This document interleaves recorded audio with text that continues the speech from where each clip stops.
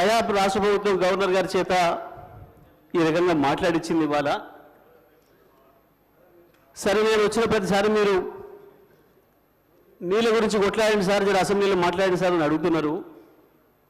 నాకు అవకాశం వస్తే మాట్లాడతా అని చెప్పిన, ఇక్కడ మన స్పీకర్ గారు ఇస్తే కదా మాట్లాడాల్సింది మేమని. సరే, నా అదృష్టం కొద్దీ మా అధ్యక్షులు గారు, మా నాయకులు కేసీఆర్ గారు దీనిపైన నన్నే మాట్లాడమని చెప్పిండ్రు. ధన్యవాదాలు వారికి. మీ ముఖ్యమంత్రి కంటే దూరంగా ఏం లేడు. రెండు కామెంట్స్ బంద్ చేయండి. ఇక మీ ముఖ్యమంత్రి కంటే దగ్గరనే ఉన్నాడు. ఎక్కువ మాట్లాడొద్దు. ఇక నాకు ముందట ఎక్కువ మాట్లాడుకొని మూసుకోండి. అధ్యక్ష, మాట్లాడితే ఆ రైతులకే వినిపిద్దాం ఈ విషయం కూడా అని మొత్తం వినిపించిన అధ్యక్ష తెలుగులా ఫోన్లోనే. నేను మొన్న పోయినప్పుడు ఒక తండ పోతుంటే ఇటువైపు మళ్ళీ పెద్ద మట్టి గుట్టలు కనబడుతున్నాయి. ఆగిన మళ్ళీ ఎందుకు వచ్చినాయి ఈ గుట్టలు, మట్టి గుట్టలు అని. బావులు తీయడం మొదలైంది అధ్యక్ష. మళ్ళీ సరే చూద్దాం ఈ బావికి ఎంత ఖర్చు అయింది, నీళ్ళని ఊరుతున్నాయి అని చెప్పి కారు దిగి బావి దగ్గర పోయినప్పుడు అక్కడి నుంచి గొర్రెలు వస్తున్నాయి. గొర్రెలు కాసుకునే రైతులు, గొర్రెల కాపర్లు కూడా, సోదరులు కూడా వచ్చారు.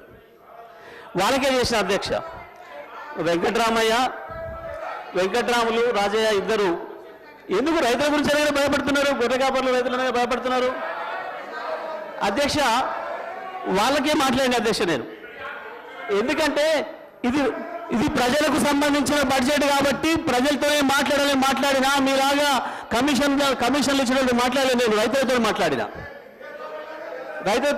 అధ్యక్ష.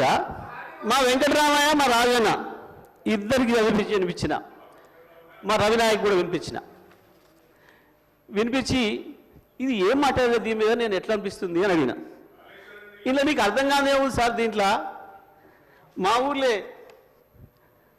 వెంకటయ్య అని ఉండే, ఆయన ఊర్లో ఏతుల వెంకటయ్య కూడా అందరూ ఆయన కథ ఉంది ఇలా అన్నారు. ఏం కథ అని అడిగిన.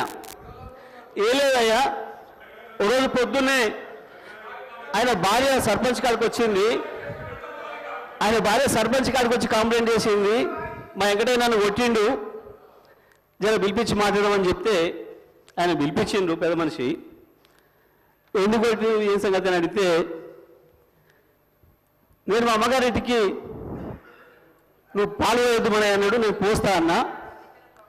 నువ్వు పాలు వేస్తే ఊరుకోను అన్నాడు. నేను పోసి తీరుతానంటే నన్ను కొట్టిండు. పాలెక్కడి, నీకు బర్రె లేదా, పాలెక్కడి అని చెప్పి ఆయన పెద్ద మనిషి అడిగింది అధ్యక్ష. అడిగితే నాకు 4 బర్రెలు ఉన్నాయి అన్నాడు అధ్యక్ష.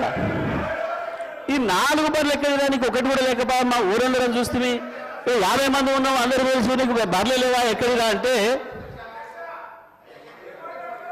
అధ్యక్ష పోయిన బర్రె దొరికితే, సచ్చింది బతికితే, పోయింది దొరికితే, మా అత్తగారు ఒకటి పెడితే నేను ఒకటి కొంటే నాకు 4 బర్రెలు ఉంటాయి, నాకెందుకు లేవు 4 బర్రెలు అన్నాడు. ఇది కూడా అట్లనే ఉంది అధ్యక్ష ఈ గవర్నర్ గారి ప్రసంగము.